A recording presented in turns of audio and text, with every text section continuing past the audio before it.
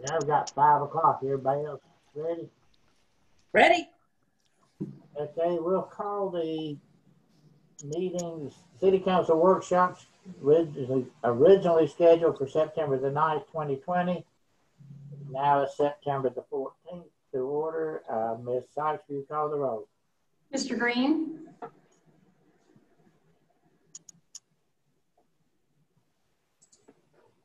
Mr. Green, you're muted. Mr. Green? All right, how about that? Yep. Mr. Hill? There he is. Here. Mr. Jefferson? Here. Ms. Moses? Here. Mayor Witt? Here. Mr. Coverline? Here. Mr. Helfenberger? Here. Keith Gilmore?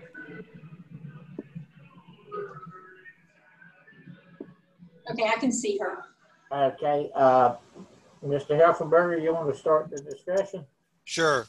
We'll be doing the affordable housing PowerPoint, and also I'm going to be doing a suggested resolution for affordable housing that also incorporates some of the comments that were made on September 9th. So, and I don't know whether it's available there or not, but there we go. So if you want to go to the next page.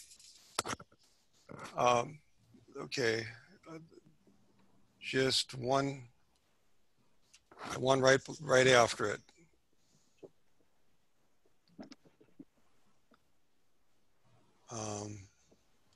There we go.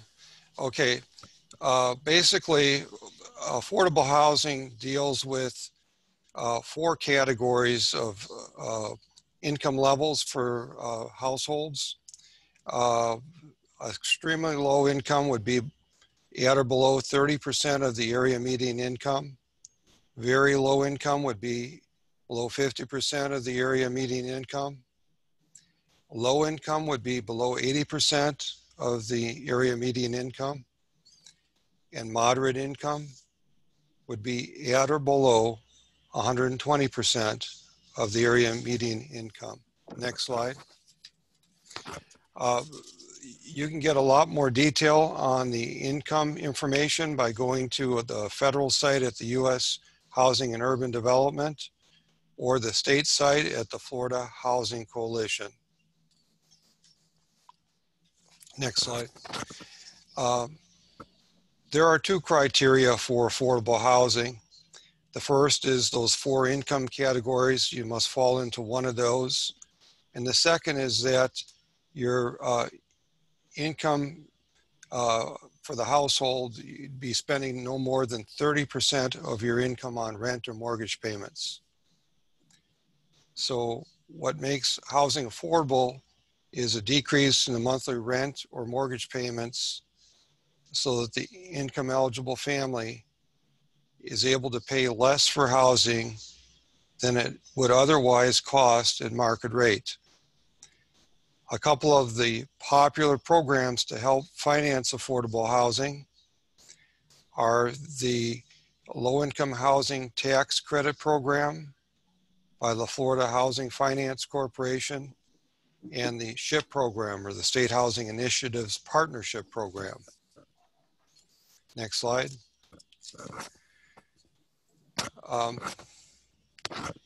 So affordable housing would start with the comprehensive planning for the affordable housing, where you designate affordable housing sites on a future land use map. Things you would take into account would be the urban service boundary, having it close to major employment, transportation, schools, daycare, and other community or social services. Next slide.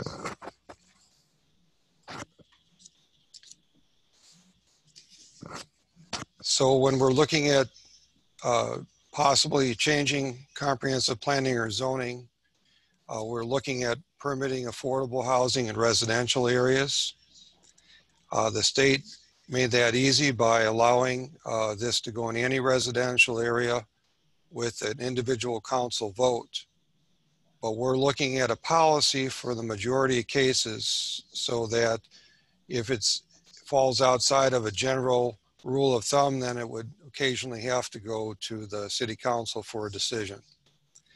Also, we're looking at designating adequate sites for multifamily housing, allowing accessory dwelling units in some single family zones, such as the mother-in-law suites, to provide for affordable rental housing, and then changing land development codes if necessary to help provide and permit pocket neighborhoods. Currently, for example, there is a investigation as to the possibility of having tiny homes where they would be about 25 homes on with maybe 4 to 6 per acre in the vicinity of the VA or other service areas. So that's an active project that's being investigated currently. And those types of projects would serve single millennials, veterans, elderly, and formerly homeless. This particular development that's being investigated currently would be for veterans. Next slide. The adoption of land development regulations, generally you see a waiver or reduction for affordable housing, and certain developments including a percentage of affordable housing. For example, if you were looking at a very large development where you may have say 100 homes, you'd have a small percentage of those that might be required to be affordable housing. Generally, you need to give concessions to the developer to make up the difference. Next slide. So again, good comprehensive planning includes a housing element with measurable goals, objectives, and policies that would include affordable housing. Next slide. So adopting a zoning code. The case studies show that you could consider providing a density bonus as a special exception rather than as a conditional use.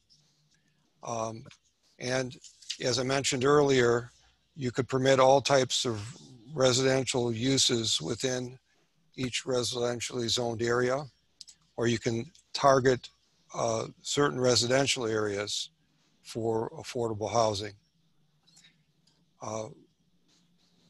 We'd look to see if we could delegate matters to staff that aren't required by a local charter or code to become before the city council, especially if it's routine matters to help expedite the process for people to be able to get affordable housing.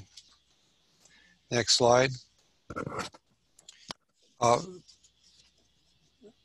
looking at when we consider reforming regulations that add to the cost of housing, you need to be very careful that the housing quality is maintained while the costs are being reduced. Ordinances that add to the cost of housing without providing a counterbalancing public purpose should be avoided. Some of those would include things like minimum square footage requirements. You may see those in a private subdivision with covenants, but to put it across the board for the entire city would be counterproductive. Another requirement that's cited is to require all homes to have 2-car garages. Another thing that would be helpful would be for especially nonprofit organizations to expedite permits for affordable housing. Now, currently we don't have a tremendous demand for this, but if you had a lot of permits in play, having the expedited permitting process would make it more desirable. The other thing that's suggested, probably with a major revision in a local ordinance relating to housing, you may want to consider an economic impact assessment. Next slide. Now, in the affordable housing process, the staff inventories city-owned properties for potential affordable housing sites. They have to look and make sure that this property isn't sitting in an area that has utilities that have to be in that site have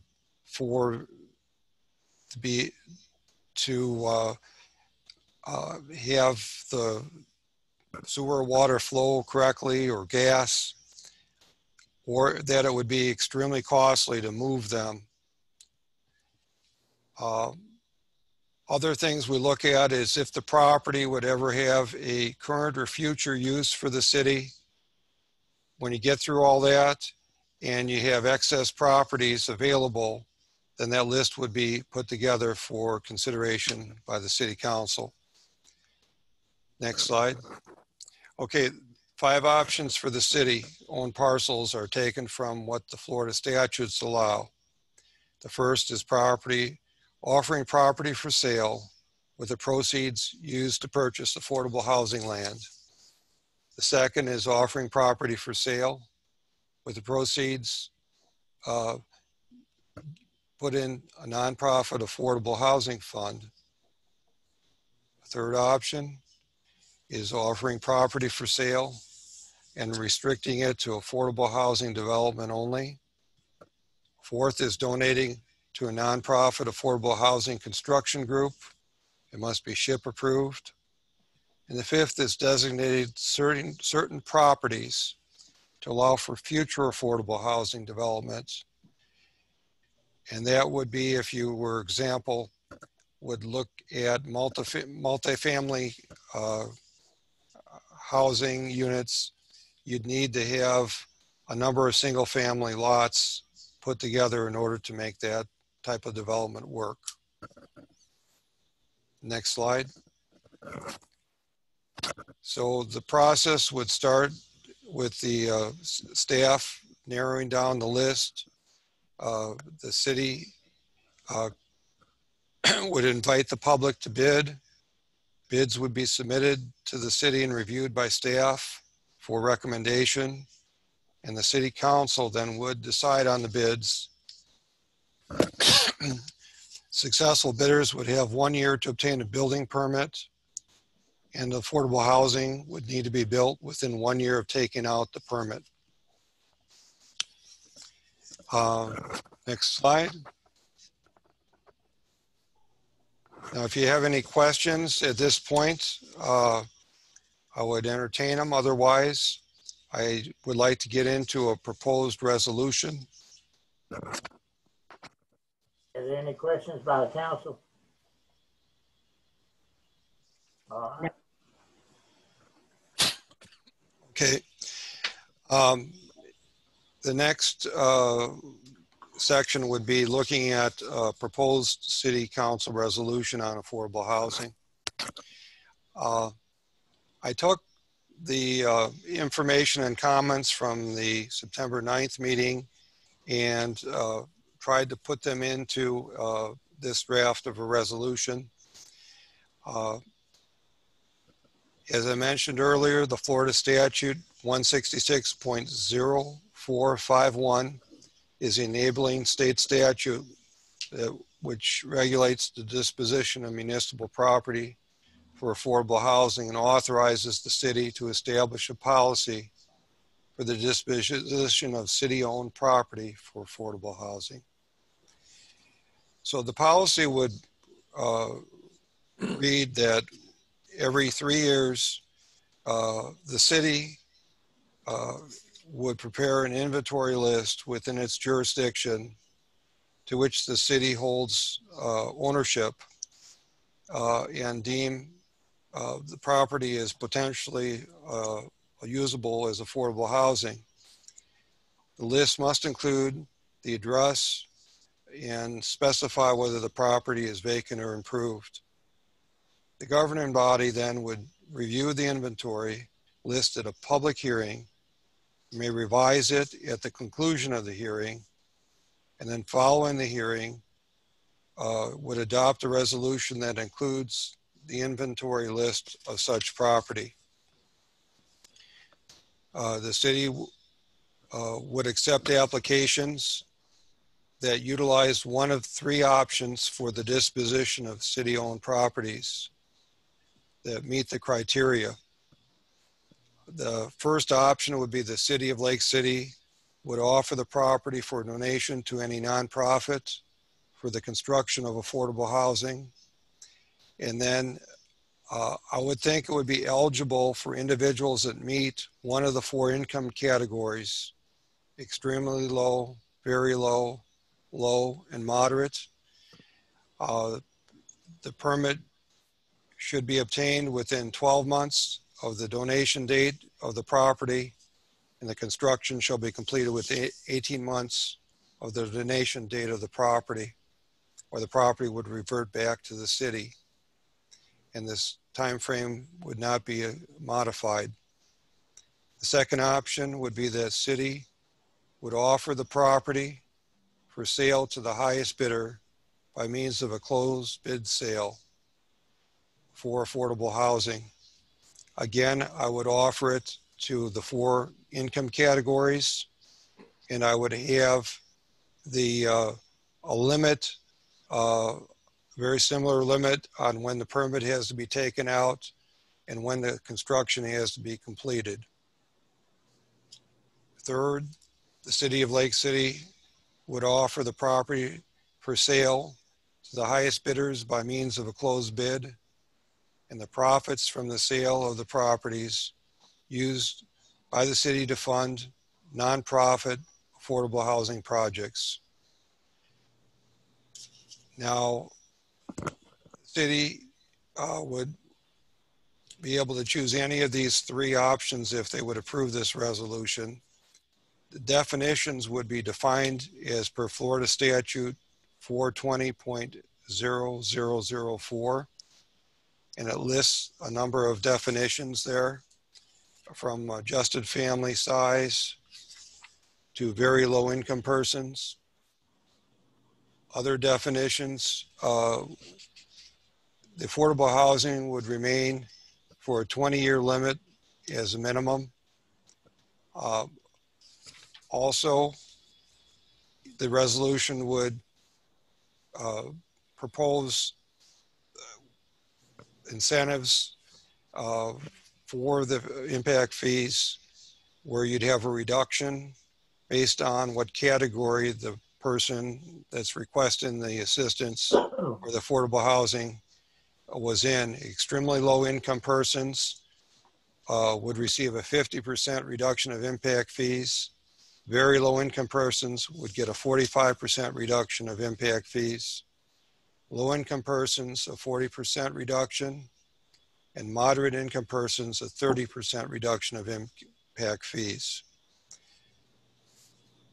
The ordinance or the resolution further states that zoning districts for affordable housing, it would be targeting a residential single family 2 and residential single family 3. Other zoning districts could be considered upon request and staff analysis by growth management to be brought to the city council. And then the usual language: if any section of this is invalid, the rest of it remains valid. So that would be the updated information for the resolution. Could I ask a question at this time, Mr. Huff? Certainly.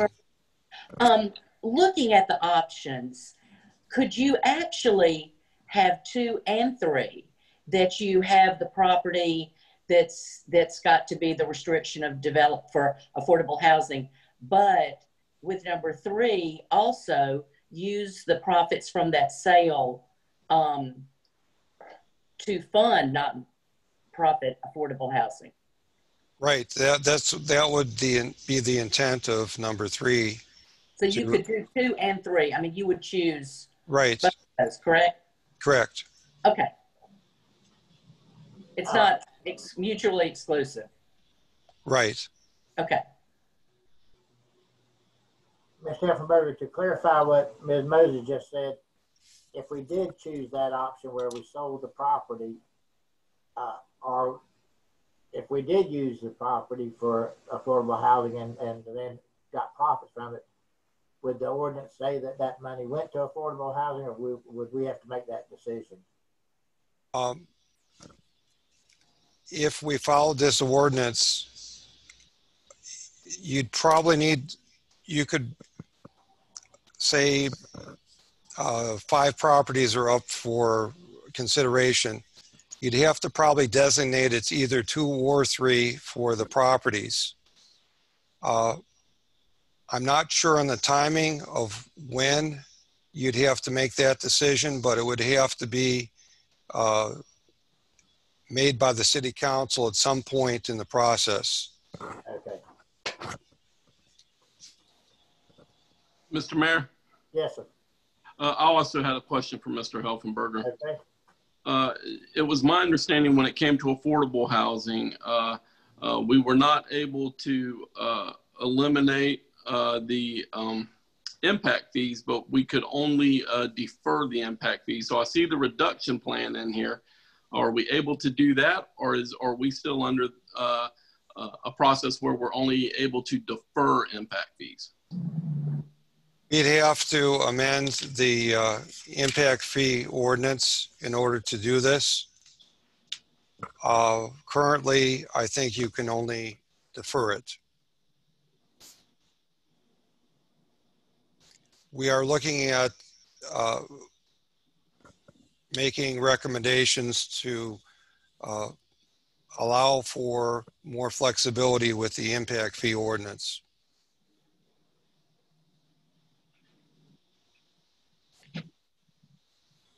Anybody else have any questions? Well, I don't know if this is the time, but what sort of time frame are we looking at just that we'll be able to have people bid on the parcels that we've already discussed?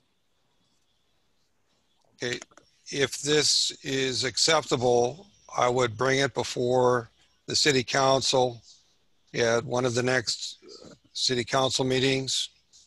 And upon approval, we could go ahead and advertise. It'd probably be at least a 10-day, 2-week notice, and then bring it to the subsequent first available city council meeting for a decision. Okay.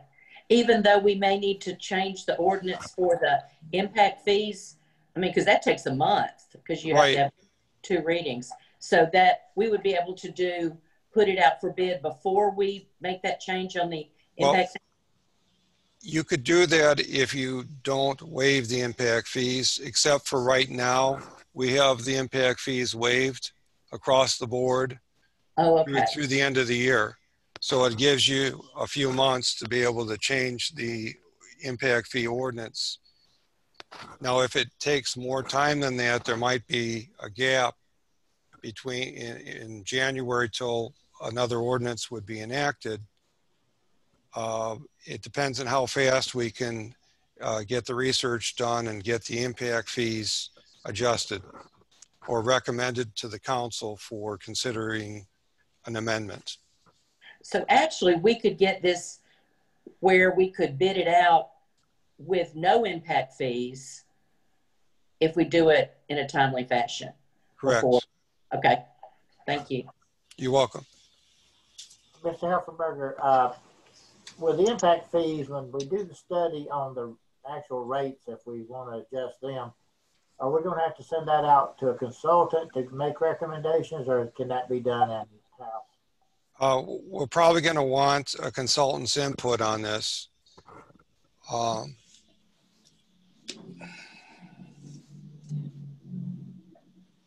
At this point, I can't tell you how long that process would take. We try to expedite it as much as possible because it's a big issue with a lot of developers.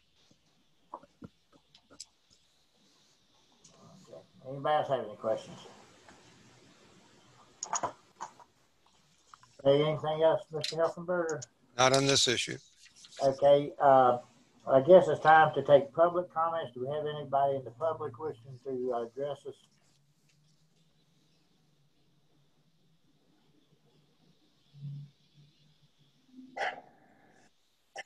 There aren't any hands raised. Reminder to anybody on the phone, you can press *9 to raise your hand.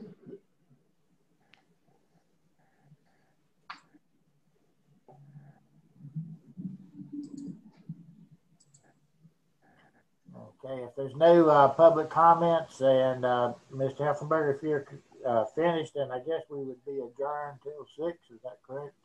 Yes, yes. Okay, since there's no further comments or questions, then we'll be adjourned till 6 o'clock.